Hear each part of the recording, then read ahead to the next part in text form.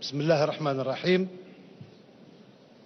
Monsieur le Président du Forum des chefs d'entreprise, Monsieur le Secrétaire général de l'UGTA, Madame et Messieurs les présidents des organisations patronales, Madame et Messieurs les ministres, Mesdames et Messieurs les membres du Forum des chefs d'entreprise, Mesdames et Messieurs, je voudrais tout d'abord vous remercier, Monsieur le Président du Forum, d'avoir invité le gouvernement à l'université d'été du Forum des chefs d'entreprise. Je suis personnellement honoré de m'adresser à cette distinguée assemblée et de débattre avec ses membres. Mes collègues ministres ne manqueront pas de saisir aussi l'opportunité de leur participation aux ateliers de votre université pour faire de même. Notre plaisir d'être avec vous se renforce également du fait que nous sommes politiquement dans le même camp, le camp de l'Algérie, le camp de ceux qui respectent les institutions de l'État et à leur tête le président Abdelaziz Bouteflika. Je voudrais remercier l'UGTA et l'ensemble des organisations patronales pour leur motion de soutien qui vient d'être lue à l'endroit de Monsieur le Président de la République. Cette motion vient en droite ligne avec l'attitude de la grande majorité de notre peuple qui ne manque aucune occasion de réitérer son soutien, son appui, son respect et même son affection au président Abdelaziz Bouteflika. Cette communion du peuple avec son président est la conséquence logique de la politique mise en œuvre depuis 18 années, une politique grâce à laquelle la paix est revenue dans le pays, le développement humain s'est densifié partout, alors que le développement économique a connu un essor réel. Et c'est du développement économique et de la place qui occupe l'entreprise que je voudrais vous entretenir à présent. Monsieur le Président du Forum des chefs d'entreprise, Monsieur le Secrétaire général de l'UGTA, Mesdames et Messieurs, depuis l'année 2000, l'État a engagé plus de 36 000 milliards de dinars en investissement public. Ce montant colossal a permis la livraison de dizaines de milliers d'équipements pour satisfaire les besoins de la population dans tous les domaines du développement humain, qu'il s'agisse de l'enseignement, de la santé ou du logement, par exemple. D'importantes infrastructures de base ont également été réalisées pour améliorer les conditions de l'investissement et du développement économique. De plus, la dépense publique d'équipement a constitué l'essentiel du plan de charge de nos entreprises, même si, à notre grand regret, une part des montants engagés n'a pu être captée par les entreprises locales qui n'ont pas pu se renforcer suffisamment.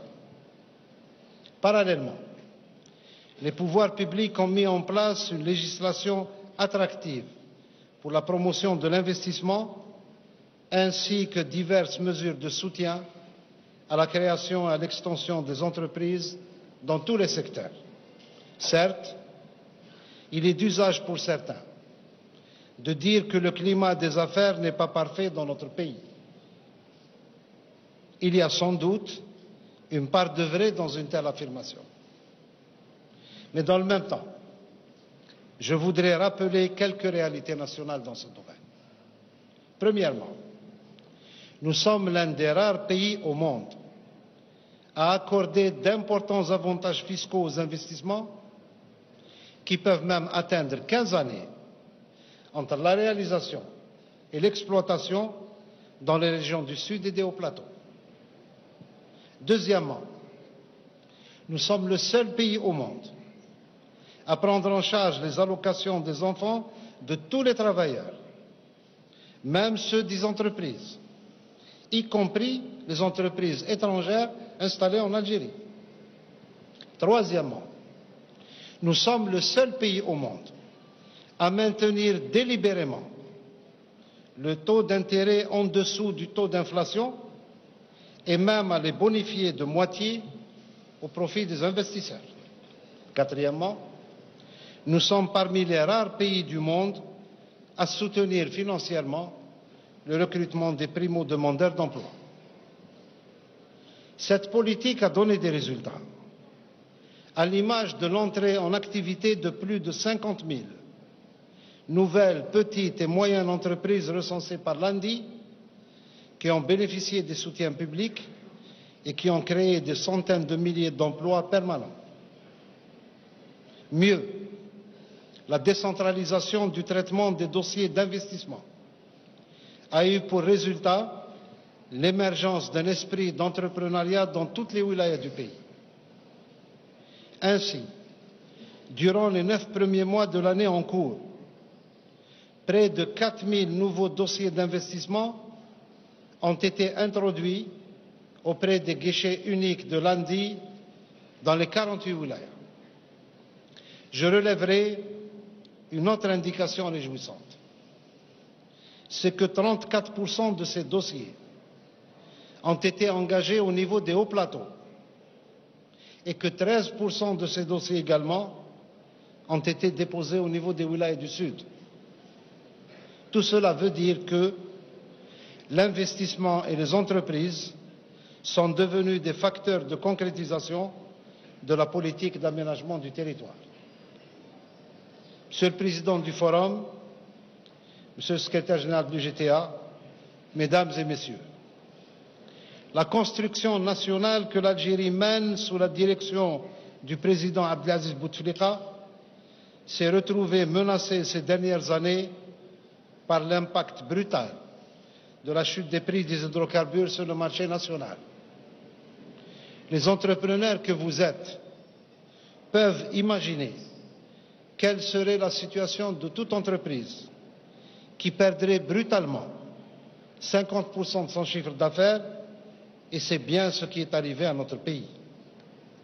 D'ailleurs, même les entreprises ont ressenti l'impact de ce choc financier à travers la baisse des investissements publics ou à travers les retards dans le paiement des entreprises ayant fourni des prestations à l'État ou à ses démembrements, ou encore à travers la baisse de la disponibilité du crédit au profit des projets d'investissement. Grâce à Dieu et grâce aux orientations de Monsieur le Président de la République, notre pays a mis en place une démarche qui lui permettra de surmonter cette crise financière et de ne pas exposer à une régression grave à la fois le bien-être social des citoyens, mais aussi l'économie du pays. La solution financière est désormais là, avec le recours par le Trésor public à l'emprunt auprès de la Banque d'Algérie. Le dépassement véritable de la crise économique et financière à l'issue de quelques années nécessitera aussi des réformes que le gouvernement mènera. Un tel défi nécessitera également une participation active des travailleurs et des entrepreneurs aux côtés de l'État et du reste des citoyens. C'est là tout le sens de l'appel de Monsieur le Président de la République lors du Conseil des ministres du 6 septembre dernier aux partenaires économiques et sociaux. Cet appel présidentiel a rapidement reçu un écho de la part de l'UGTA et de l'ensemble des organisations patronales privées et publiques, écho positif exprimé dans une déclaration conjointe qui vient d'ailleurs d'être réitérée aujourd'hui. Pour sa part, le gouvernement agira dans l'esprit de notre cadre tripartite, souhaitant saisir cette tribune également pour vous faire part de quelques-unes des mesures qu'il a arrêtées en appui au développement de l'économie nationale et de l'entreprise locale, et pour vous faire part aussi de l'attente des pouvoirs publics quant à une plus grande implication des entreprises dans toute la chaîne de développement économique. Monsieur le Président du FCE, Monsieur le Secrétaire général de l'UGTA, Mesdames et Messieurs, comme vous l'avez relevé dans le plan d'action du gouvernement et dans l'actualité de ces derniers jours, le gouvernement entend mener plusieurs réformes pour améliorer le climat des affaires, y compris par la modernisation du système financier. Ce système financier vient d'ailleurs de connaître l'introduction de produits de la finance islamique au niveau bancaire qui seront bientôt suivis de l'avènement de bons du Trésor conformes à la charia. C'est une demande de notre peuple et c'est une attente de beaucoup de nos opérateurs. Mais, par-delà ces mesures organisationnelles, le gouvernement a déjà pris une série de décisions de portée économique, parmi lesquelles les 10 mesures suivantes. Premièrement, la relance de l'investissement public, avec en 2018 un budget d'équipement de plus de 4 000 milliards de dinars, en hausse de plus de 1 000 milliards de dinars comparativement à l'année 2017. Et là, je vous parle des 1 000 milliards de dinars en plus destinés à l'investissement. Je ne parle pas de 900 milliards qui sont destinés à rembourser les créances ou à rembourser la CNAS. Ces crédits comporteront près de 250 milliards de dinars directement destinés au développement local. Mieux, le budget pour l'année prochaine comprendra également plus de 260 milliards de dinars destinés à la bonification des taux d'intérêt. Deuxièmement, la remise en activité de l'intense programme de soutien à l'agriculture décidé par Monsieur le Président de la République en 2009 et malheureusement contrarié par la crise financière ces dernières années. Troisièmement, l'allègement au niveau des banques du poids des créances économiques telles que la Sonatrach ou la Sonelgaz, par exemple, ainsi que du poids du financement du logement promotionnel. Ce faisant, des montants très importants de liquidités seront de nouveau disponibles au niveau des banques pour les crédits bancaires à l'investissement. Quatrièmement, la réactivation du Fonds national de l'investissement pour accompagner des investissements majeurs. Cinquièmement, le maintien de l'ensemble des mesures de soutien à l'investissement et de bonification des crédits à l'investissement, ce que mes amis du ministère des Finances appellent à juste titre de la dépense fiscale et qui s'élève à plus de 400 milliards de dinars. C'est un débat interne au gouvernement entre les partisans de la réduction de la dépense fiscale et les partisans de son maintien pour que vous puissiez continuer à avancer. Et jusqu'à présent, c'est les partisans du maintien de la dépense fiscale qui, grâce à Dieu, ont réussi pour vous accompagner encore. Sixièmement, la réhabilitation dans un délai maximum d'une année, plutôt la réalisation, dans un délai maximum d'une année, des 50 nouvelles zones industrielles sous la responsabilité directe des Wali, auprès desquelles l'opération est désormais décentralisée. Septièmement, une décentralisation accrue au niveau des wilayas de tous les actes et procédures liés aux investissements, qu'il s'agisse des démarches auprès des guichets uniques locaux ou qu'il s'agisse de l'accès aux fonciers industriels.